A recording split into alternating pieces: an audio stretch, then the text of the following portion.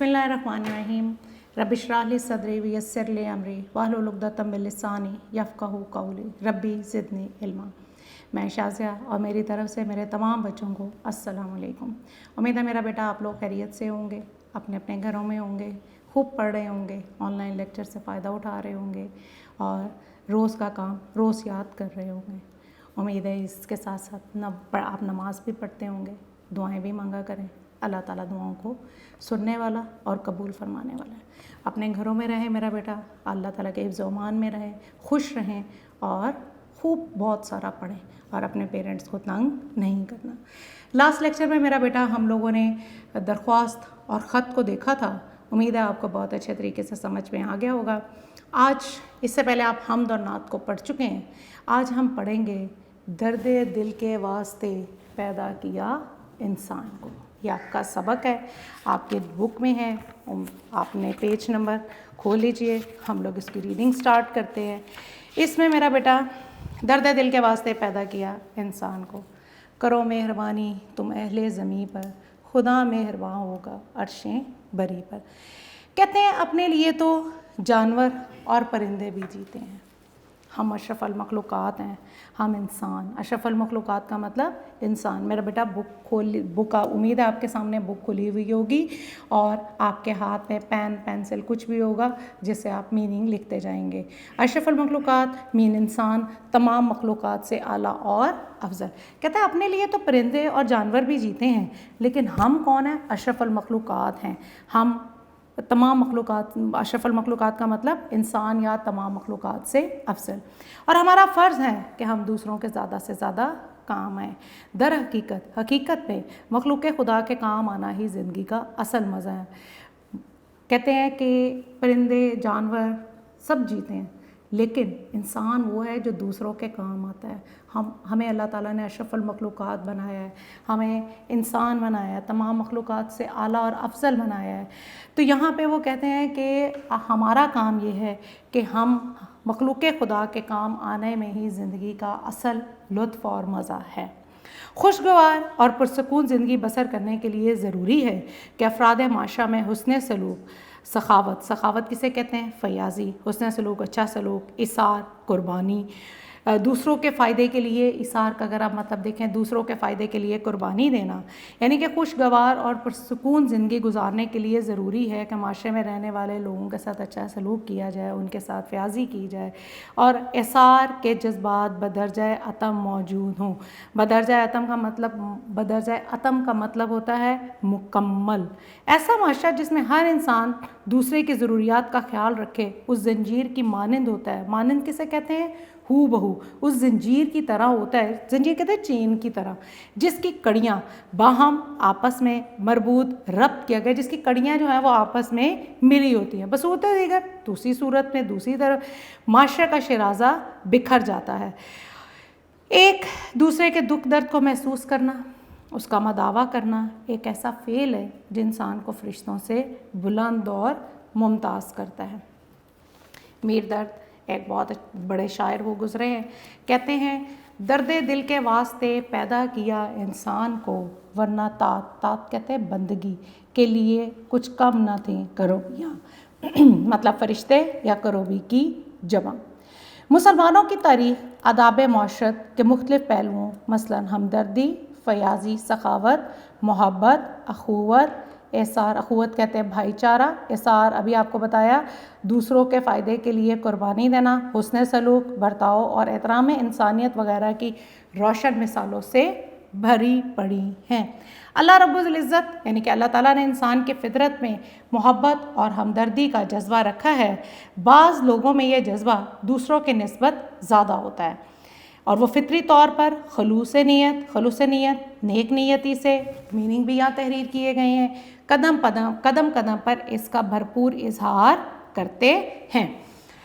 Meaning देख लेते हैं। क़ुव्वत, भाईचारा, उन्स, मोहब्बत, हमदर्दी, आड़े वक्त, मुश्किल वक्त, बनू, बन की जमा, जंगल, बेमिसल जिसकी कोई मिसाल ना हो, तफरीक, फ़र्क, हाजत, ज़रूरत, खलूस नीयत, नेक नीयती, दाम, कीमत, सखावत, फ़याज़ी, सलूक, बर्ताव, सिफ्त, खूबी, फ़रोग बढ़ाना, कहत, खुश्क साली यानी कि मानंद, हू बहू, मुमताज़, नुमायाँ, नाते, रिश्ते, नजराना, तोहफ़ा या हदिया।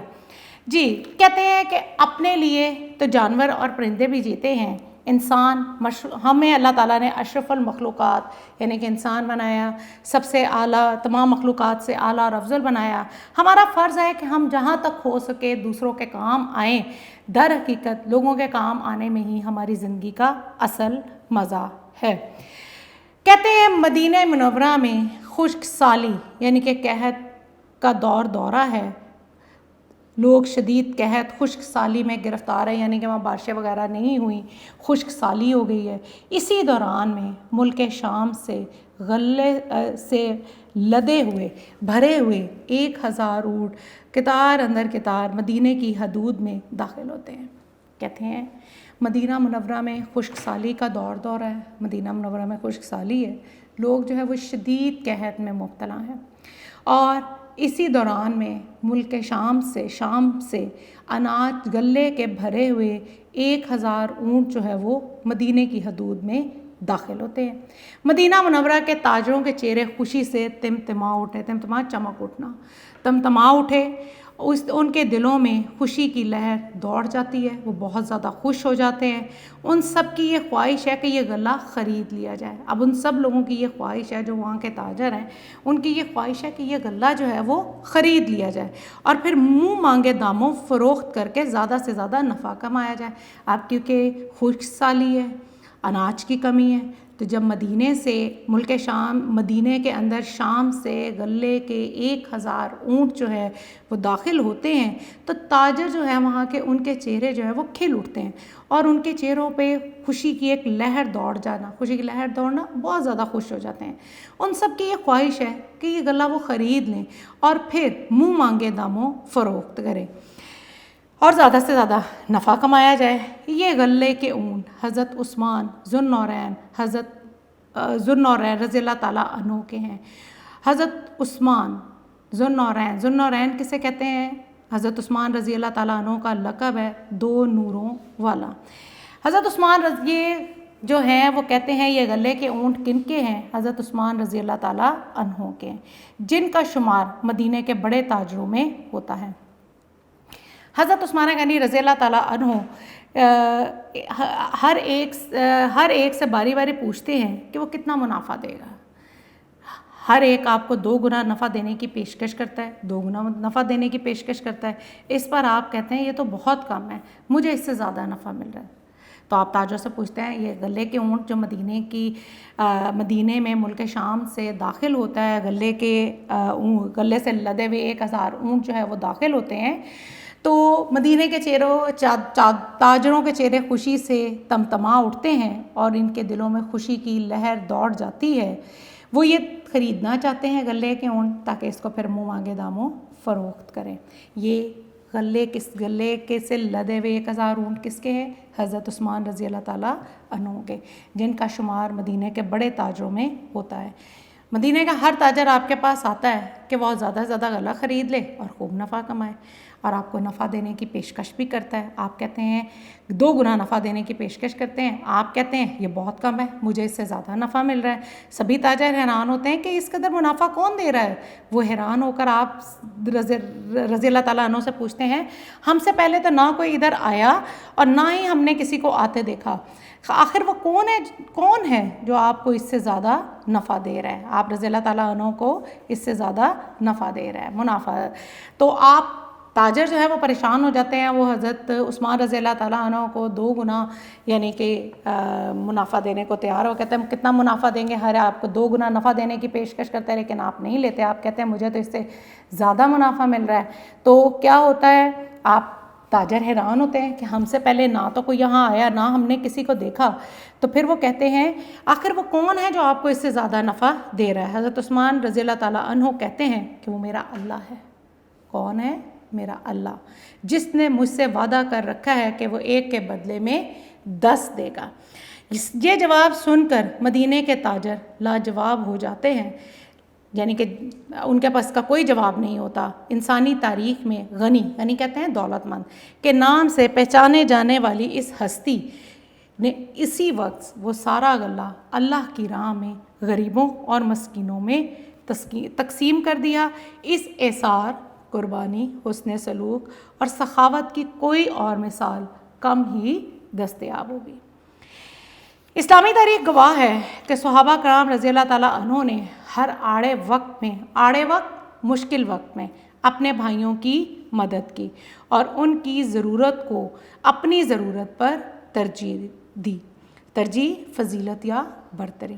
غزوہ تبوک کے موقع پر جب رسول اللہ خاتم النبیین حضرت محمد صلی اللہ علیہ وآلہ وسلم نے صحابہ کرام رضی اللہ تعالیٰ عنہ کو خدا کی راہ میں مال و دولت دینے کو کہا تو حضرت عمر فاروق رضی اللہ تعالیٰ عنہ نے فوراً اپنا آدھا مال راہ خدا کی راہ میں پیش کر دیا۔ فاروق کسے کہتے ہیں؟ حضرت عمر رضی اللہ تعالیٰ عنہ کا لقب یا حق و باطل میں فرق کرنے والا۔ حضرت ابو بکر صدیق رضی اللہ تعالیٰ عنہ نے تو سخاوت کی بے مثال تاریخ رقم کر دی، بے مثال جس کی کوئی مثال نہ ہو، بے مثل تاریخ رقم کر دی۔ انہوں نے اپنے گھر کا سارا سامان لا کر رحمت دو عالم حضرت محمد صلی اللہ علیہ وسلم کے قدموں میں ڈھیر کر دیا۔ حضرت ابو بکر صدیق رضی اللہ تعالیٰ عنہ نے کیا کیا تھا؟ اپنے گھر کا سارا سامان لا کر نبی پاک صلی اللہ علیہ وسلم کے قدموں میں ڈھیر کر دیا، اور حضرت ابو بکر صدیق نے فوراً اپنا آدھا مال راہ خدا میں پیش کر دیا۔ تو حضرت ابو بکر صدیق نے سخاوت کی بے مثل تاریخ جو تھی وہ رقم کر دی۔ سرور کائنات صلی اللہ علیہ وآلہ وسلم نے جب ان سے پوچھا کہ اے ابو بکر رضی اللہ تعالیٰ عنہ، گھر والوں کے لیے کیا چھوڑ کر آئے ہو؟ کہ جب حضرت ابو بکر صدیق رضی اللہ تعالیٰ عنہ نے سخاوت کی بے مثل تاریخ رقم کی اور اپنے گھر کا سارا سامان لا کر رحمت دو عالم حضرت محمد صلی اللہ علیہ وسلم کے قدموں میں ڈھیر کر دیا، تو آپ صلی اللہ علیہ وسلم نے ابو بکر رضی اللہ تعالیٰ عنہ سے پوچھا اے ابو بکر، گھر والوں کے لیے کیا چھوڑ کر آئے ہو؟ تو انہوں نے عرض کیا اللہ اور اللہ کا رسول صلی اللہ علیہ وآلہ وسلم۔ صدیق اکبر رضی اللہ تعالیٰ عنہ کے اس عمل کی ترجمانی علامہ اقبال یوں کرتے ہیں: پروانے کو چراغ ہے، بلبل کو پھول، بس صدیق کے لیے ہے خدا کا رسول صلی اللہ علیہ وسلم بس۔ صدیق کے معنی سچا بھی ہوتا ہے، اور صدیق جو ہے وہ حضرت ابو بکر صدیق رضی اللہ تعالیٰ عنہ کا لقب بھی ہے۔ یہاں پر ایک اور واقعہ تحریر کرتے ہیں۔ جنگ یرموک میں زخموں سے چور ایک زخمی کو جب ایک شخص پانی پلانے لگا تو اس نے قریب کراتے ہوئے دوسرے زخمی کو پانی پلانے کا کہا۔ کراتے ہوئے کرانا مین درد سے ہائے ہائے کرنا۔ جب پانی پلانے والا دوسرا زخمی کے پاس گیا تو اس نے تیسرے زخمی کو پانی پلانے کا اشارہ کر دیا کہ جنگ یرموک ہے، زخموں سے چور ایک زخمی کو جب ایک شخص جو تھا وہ پانی پلانے لگا تو اس نے اپنے قریب ہی ایک دوسرے زخمی کو پانی پلانے کو کہا۔ جب پانی پلانے والا اس دوسرے زخمی کے پاس پہنچ گیا تو اس نے تیسرے زخمی کو پانی پلانے کا اشارہ کر دیا۔ جب تیسرے زخمی تک جب پہنچا تو وہ اسی اثنا میں شہید ہو چکے تھے، یعنی کہ وہ اسی دوران میں اللہ تعالیٰ کے پاس چلے گئے تھے، شہید ہو گئے تھے، اس دار فانی سے رخصت ہو گئے تھے۔ پانی پلانے والا واپس دوسرے زخمی کے پاس آیا تو ان کی روح بھی پرواز کر چکی تھی۔ جب پہلے زخمی کے پاس آیا تو وہ بھی دار فانی سے کوچ کر گئے تھے۔ نزاع کے عالم میں، یعنی کہ موت کا عالم، جان کنی کے عالم میں، حالت میں اور شدید زخمی حالت میں بھی صحابہ کرام رضی اللہ تعالیٰ عنہ اجمعین کا یہ احسار اور قربانی بے مثال ہے۔ اسی طرح ہجرت مدینہ کے موقع پر انصاری صحابہ نے مہاجر صحابہ رضی اللہ تعالیٰ عنہ کی جس انداز سے مدد کی اس کی نظیر ملنا مشکل ہے۔ ان واقعات سے ہمیں یہ سبق ملتا ہے کہ ہم ہر مشکل گھڑی میں اپنے ارد گرد بسنے والے انسانوں کی مدد کریں تاکہ ہمارا معاشرہ اور ہماری دنیا محبت اور امن و سکون کا گہوارہ بن جائے۔ یہاں تک امید ہے آپ کو سمجھ میں آ گیا ہوگا اور آپ اچھی طرح اس کو سمجھ رہے ہوں گے، میننگس کو آپ نوٹ کر رہے ہوں گے۔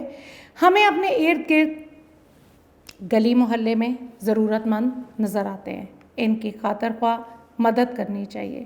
غریبوں، مسکینوں، اپاہج کسے کہتے ہیں؟ مزدوروں کو، یعنی کھانا کھلا کر ان کی مدد کی جا سکتی ہے۔ غریب خاندانوں کی مالی مدد کر کے ان کی ضرورت پوری کی جا سکتی ہے۔ ہمارے معاشرے میں بہت سے ایسے بچے ہیں جو غربت کی وجہ سے اسکول نہیں جا سکتے. اگر ہم اپنے ارد گرد معاشرے میں نظر ڈالیں تو بہت سے لوگ ایسے ہیں جو اپنے بچوں کو تعلیم نہیں دلوا سکتے اور غربت کی وجہ سے وہ اسکول نہیں جا پاتے. تو ہم انہیں تعلیم دلوا کر معاشرے کے کارآمد شہری بنا سکتے ہیں. تو ہم اگر ان کو تعلیم و تربیت دیں, انہیں تعلیم دلوا لیں تو معاشرے کے کارآمد مفید شہری بن سکتے ہیں. یہ ضروری نہیں کہ ہمارے پاس مال و دولت ہو تو دوسروں کی مدد کرنے کے قابل ہوں گے. اب اس کے لیے یہ ضروری نہیں ہے کہ آپ کے پاس اگر دولت ہوگی تبھی آپ کسی کی مدد کر سکتے ہیں. ہم چھوٹی چھوٹی باتوں کا خیال رکھ کے بھی اپنے معاشرے کو جنت کا نمونہ بنا سکتے ہیں. جیسے ہمیں جب ایک جماعت سے دوسری جماعت میں ترقی ملتی ہے, جیسے مثال کے طور پہ آپ اس سے پہلے کلاس 7 میں تھے, اب آپ کلاس 8 میں آ گئے ہیں, تو جب ہمیں ایک جماعت سے دوسری جماعت میں ترقی ملتی ہے تو ہم اپنی پچھلی جماعت کی کتابوں کو یا تو اسٹور میں پھینک دیتے ہیں یا ردی والے کے ہاتھ بھیج دیتے ہیں. اب یہاں پہ وہ کہہ رہے ہیں کہ ہمیں اپنے گلی میں, محلے میں, ہمیں بہت سے ایسے لوگ ہیں جو ضرورت مند ہیں, نیڈی پرسنس ہیں, ضرورت مند ہیں, ہمیں وہ نظر آتے ہیں, ہم ان کی مدد کر سکتے ہیں. ضروری نہیں ہے کہ ہمارے پاس اگر دولت ہوگی تو ہی ہم کسی کی مدد کر سکتے ہیں. ہم کس طریقے سے چھوٹی چھوٹی باتوں کا خیال رکھ کر اپنے معاشرے کو جنت کا نمونہ بنا سکتے ہیں. جیسے جب ایک جماعت سے دوسری جماعت میں ہمیں ترقی ملتی ہے, یعنی کہ ہم ایک جماعت سے دوسری جماعت میں پروموٹ ہو کر چلے جاتے ہیں, تو ہم کیا کرتے ہیں کہ اپنی پچھلی جماعت کی کتابوں کو یا تو اسٹور میں پھینک دیتے ہیں یا ردی والے کے ہاتھ بھیج دیتے ہیں, یعنی کہ ہم ان کو ویسٹ کر دیتے ہیں. اگر ہم ان کتابوں کو نہ بیچیں تو یہ کتابیں ان بچوں کو دی جا سکتی ہیں جو مالی مشکلات کی وجہ سے یہ کتابیں نہیں خرید سکتے. اسی طرح ہمارے محلے یا ہمسائے میں کوئی بیمار ہے اور وہ ہسپتال نہیں جا سکتا تو ہم اس کی ہسپتال جانے میں مدد کر سکتے ہیں. کسی بزرگ یا نابینا کسے کہتے ہیں, جس کو آنکھوں سے نظر نہ آئے, کو سڑک پار کرنے میں مدد کر سکتے ہیں. حصول تعلیم حاصل کرنے میں کسی بھی طالب علم کی مدد کی جا سکتی ہے. آپ کا کوئی کلاس فیلو ہے, اس کو کسی بھی سبجیکٹ میں کوئی مشکل آ رہی ہے تو آپ اس کی مدد کر سکتے ہیں. کسی حادثے کے دوران میں زخمیوں کو ابتدائی طبی امداد کے ذریعے ان کی جان بچائی جا سکتی ہے. تو اٹ مینز یہ ضروری نہیں ہے کہ ہمارے پاس اگر مال و دولت ہو گئی تو ہی ہم کسی کی مدد کریں گے. ہم بہت سے طریقوں سے مدد کر سکتے ہیں. جیسے ہم نے یہاں پہ بھی پڑھا کہ اگر ہم ایک جماعت سے دوسری جماعت میں گئے ہیں تو ہماری کتابیں جو ہیں وہ ہم کسی ایسے ضرورت مند کو دے سکتے ہیں جو یہ کتابیں نہیں خرید سکتے, تاکہ وہ ان کتابوں سے پڑھ کے اپنی تعلیم حاصل کر سکیں. پھر آپ کیا کر سکتے ہیں, ہمارے ہمسائے میں, ہمارے ارد گرد اگر ہم دیکھتے ہیں کوئی بیمار ہے, کسی کو ہماری ضرورت ہے, تو ہم ہاسپٹل لے کر اس کو جا سکتے ہیں, ہسپتال لے کے جانے میں ہم ان کی مدد کر سکتے ہیں. اگر ہم دیکھتے ہیں سڑک سے گزر رہے ہیں, کوئی بزرگ شخص ہے یا نابینا کوئی فرد ہے, تو ہم اس کو سڑک کراس کروانے میں بھی مدد کر سکتے ہیں. یہ بھی ایک قسم کی نیکی ہے. طالب علم تعلیم حاصل کرنے میں, حصول تعلیم میں بھی طالب علم کی مدد کی جا سکتی ہے. کیسے کہ ایک آپ کا فرینڈ ہے, اس کو کسی سبجیکٹ میں مشکل آ رہی ہے تو آپ اس کو اس میں مدد دے سکتے ہیں, اس کو وہ چیز سمجھا سکتے ہیں. حادثہ کہیں پہ نعوذ باللہ ہو گیا یا کچھ ہو گیا تو ہم کیا کرتے ہیں, زخمیوں کو فرسٹ ایڈ دے کر بھی ان کی جان بچائی جا سکتی ہے. اگر ہمارے پاس مال و دولت ہو تو اس سے بھی دوسروں کی مدد کرنا لازم ہے. لیکن اس کے ساتھ ساتھ اگر اللہ تعالیٰ نے ہمیں مال و دولت دی ہو تو ہم اس سے بھی دوسروں کی مدد کرتے ہیں. قرآن پاک میں نیک لوگوں کی یہ صفت بیان کی گئی ہے, خوبی بیان کی گئی ہے کہ وہ اپنے مال میں سے ضرورت مندوں اور مصیبت زدوں پر خرچ کرتے ہیں. کہ اللہ تعالیٰ نے ان کو جو مال دیا ہوا ہے وہ اگر کوئی ضرورت مند ہے, حاجت مند ہے یا کسی مصیبت میں ہے تو اس پر خرچ کرتے ہیں. رسول اللہ صلی اللہ علیہ وسلم کا ارشاد ہے, جو شخص اپنے بھائی کی حاجت پوری کرے گا خدا اس کی ضرورت پوری کرے گا. نبی پاک صلی اللہ علیہ وسلم نے کیا فرمایا کہ کوئی بھی شخص اپنے بھائی کی جو ضرورت پوری کرے گا, جو اپنے بھائی کی ضرورت پڑے گا, اللہ تعالیٰ اس کی ضرورت پوری کرے گا. تو ہمیں بھی دوسروں کے کام آنے والا بننا چاہیے. دنیا میں ہر انسان کسی نہ کسی طریقے سے دوسرے انسان کی مدد کر سکتا ہے. یہ در حقیقت اپنی ہی مدد ہوتی ہے, کیونکہ ہر انسان پر اچھا یا برا وقت آتا رہتا ہے. جی, اگر ایک انسان آڑے وقت, مشکل وقت میں دوسروں کی مدد کرتا ہے تو جب اس پر کوئی مشکل وقت آتا ہے تو دوسرے بھی اس کی مدد کرتے ہیں. یہ تو آپ نے سنا ہے نا کہ اگر ہم کسی کی مشکل وقت میں مدد کریں گے تو جب ہم پر کوئی مشکل وقت آئے گا تو ہماری بھی مدد وہ کرے گا. تو ہم ایک دوسرے کا خیال رکھیں گے تو دوسرے بھی مشکل گھڑی میں ہماری مدد کریں گے. اس سے باہمی بھائی چارے کو, آپس میں بھائی چارے کو فروغ ملے گا, بھائی چارہ بڑھے گا اور معاشرہ بھی ترقی کرے گا. ہمارا دین اسلام بھی یہی درس دیتا ہے, ہمارا دین اسلام بھی ہمیں اسی چیز کا سبق دیتا ہے کہ لوگوں میں سے سب سے اچھا وہ ہے جو لوگوں کو فائدہ پہنچاتا ہے. ہم نے شروع میں کیا پڑھا تھا؟ جیتے تو اپنے لیے پرندے اور جانور بھی ہیں, ہمیں تو اللہ تعالیٰ نے اشرف المخلوقات بنایا ہے, سب سے اعلیٰ افضل انسان بنایا ہے. تو ہماری زندگی کا کیا کام ہونا چاہیے کہ جہاں تک ہو سکے ہم دوسروں کے کام آئیں. ہمیں چاہیے کہ ہم ضرورت مند کی مدد رنگ, نسل, زبان, مذہب اور علاقے کی تفریق یعنی کہ فرق کے بغیر صرف اور صرف اللہ تعالیٰ کی خوشنودی یعنی رضا, خوشنودی کا مطلب رضا کے لیے کریں. خدا کے بندے تو ہیں ہزاروں, بنو بن کی جمع جنگل میں پھرتے ہیں مارے مارے, میں اس کا بندہ بنوں گا جس کو خدا کے بندوں سے پیار ہوگا. ہمیں اپنی زندگی کا مقصد ہی یہی بنانا چاہیے کہ ہم جہاں تک ہو سکے دوسروں کے کام آئیں. ہم اگر کہتے ہیں راستے میں ایک پتھر بھی ہے نا, ہم اس کو بھی ہٹا دیتے ہیں تو وہ بھی ایک نیکی ہے. تو اللہ تعالیٰ ہم سب کو دوسروں کے کام آنے والا بنائے. جی یہ میرا بیٹا ہمارا چیپٹر تو ختم ہو گیا. امید ہے آپ کو سمجھ میں آ گیا ہوگا. آپ نے اس کے مشکل الفاظ کے معنی دھیان سے دیکھنے ہیں, ان کو یاد کرنا ہے, اور اس کے ساتھ ساتھ اس چیپٹر کے ایم سی کیوز ہیں. اس کے ایم سی کیوز جو ہوتے ہیں میرا بیٹا آپ کو پیپر میں 20 آتے ہیں, اور آپ کے 15 ایم سی کیوز جو ہوتے ہیں وہ گرامر بیسڈ ہوتے ہیں, وہ انشاءاللہ آگے آپ پڑھیں گے. 5 ایم سی کیوز آپ کو ان سبق میں سے, نظم میں سے, کہیں سے بھی آپ کو ایک پیراگراف دے دیا جاتا ہے, آپ نے ان میں سے 5 ایم سی کیوز کا آنسر ڈھونڈنے ہوتے ہیں. آپ کے نوٹس میں آپ کی رہنمائی کے لیے موجود ہیں. درد دل کے واسطے پیدا کیا انسان کو, درست جواب پر ٹک کا نشان لگائیں. مدینہ منورہ میں خشک سالی کا دورہ ہے, لوگ شدید قحط میں مبتلا ہیں. ہم نے یہ پیراگراف ابھی پڑھا ہے بک میں. اسی دوران ملک شام سے غلے سے لدے ہوئے 1000 اونٹ قطار در قطار مدینے کی حدود میں داخل ہوتے ہیں. مدینہ منورہ کے تاجروں کے چہرے خوشی سے تمتما اٹھتے ہیں اور ان کے دلوں میں خوشی کی لہر دوڑ جاتی ہے. ان سب کی یہ خواہش ہے کہ یہ غلہ خرید لیا جائے اور پھر منہ مانگے داموں فروخت کر کے زیادہ سے زیادہ نفع کمایا جائے. یہ غلے کے اونٹ حضرت عثمان ذوالنورین رضی اللہ تعالیٰ عنہ کے ہیں, جن کا شمار مدینے کے بڑے تاجروں میں ہوتا ہے. مدینے کا ہر تاجر آپ رضی اللہ تعالیٰ عنہ کے پاس دوڑا آتا ہے تاکہ وہ زیادہ سے زیادہ غلہ خرید لے اور خوب نفع کمائے. اسی طرح آپ کو نظم کا بھی کوئی بند آ سکتا ہے, شعر آ سکتا ہے, اور آپ کو اس سے ریلیونٹ 5 ایم سی کیوز دیے جائیں گے. پہلا آنسر ہے خشک سالی کا دورہ ہے. دیکھیں سب سے پہلی ہی لائن ہے مدینہ منورہ میں خشک سالی کا دورہ ہے. آپ نے لیسن اگر پڑھا تو آپ کو فوراً اس کا آنسر آ گیا ہوگا کہ مدینہ منورہ میں, مکہ میں, ایران میں, افغانستان میں. دا کریکٹ آپشن از مدینہ منورہ میں. غلے سے لدے ہوئے اونٹ قطار در قطار مدینے کی حدود میں داخل ہوئے. 900, 1000, 2000, 10,000.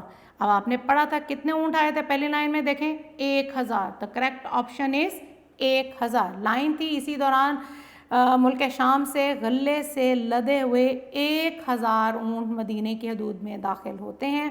تاجروں کے چہرے خوشی سے تمتما اٹھے, مدینہ منورہ کے, افغانستان کے, ایران کے, بھارت کے. تو کہاں کے تاجروں کے چہرے خوشی سے تمتما اٹھے تھے؟ یہ مدینہ منورہ کے. ذوالنورین کے لقب سے مشہور ہے حضرت علی رضی اللہ تعالیٰ عنہ, حضرت عمر رضی اللہ تعالیٰ عنہ, حضرت عثمان غنی رضی اللہ تعالیٰ عنہ, حضرت ابو بکر صدیق رضی اللہ تعالیٰ عنہ. تو کون تھے ذوالنورین کے لقب سے مشہور؟ حضرت عثمان غنی رضی اللہ تعالیٰ عنہ. آخری ہے میرا بیٹا ایم سی کو, غلہ مدینہ منورہ میں کہاں سے آیا؟ ایران, افغانستان, شام کے مصر. تو کہاں سے آیا تھا؟ ملک شام سے. دا کریکٹ آپشن از شام. ایک دفعہ دوبارہ دیکھ دیتی ہوں. مدینہ منورہ پہلے کا آنسر ہے, دوسرے کا آنسر 1000, تیسرے کا مدینہ منورہ, چوتھے کا حضرت عثمان غنی رضی اللہ تعالیٰ عنہ, اور 5واں شام. تو میرا بیٹا اس طرح یہ چیپٹر آپ کا کمپلیٹ ہو جاتا ہے. آپ نے اس کی ریڈنگ دھیان سے کرنی ہے اور آپ نے اس کو یاد کرنا ہے. امید ہے آپ نے حمد اور نعت کو یاد کر لیا ہوگا. آپ نے خط اور درخواستیں بھی یاد کرنی ہیں. آئندہ آنے والے دنوں میں, جن دنوں میں آپ نہیں ہوں گے, ڈیلی بیسس پہ میرا بیٹا پریویس ورک کو ضرور یاد کریں. جو بھی چیز یاد کریں اس کے بعد اس کو تحریر بھی کیا کریں تاکہ آپ کی کوئی غلطی کی گنجائش نہ رہے. تو اپنا ڈھیر سارا خیال رکھیں اور گھر پر رہیں, خوش رہیں اور اپنے پیرنٹس کی تمام باتیں مانیں. اللہ حافظ.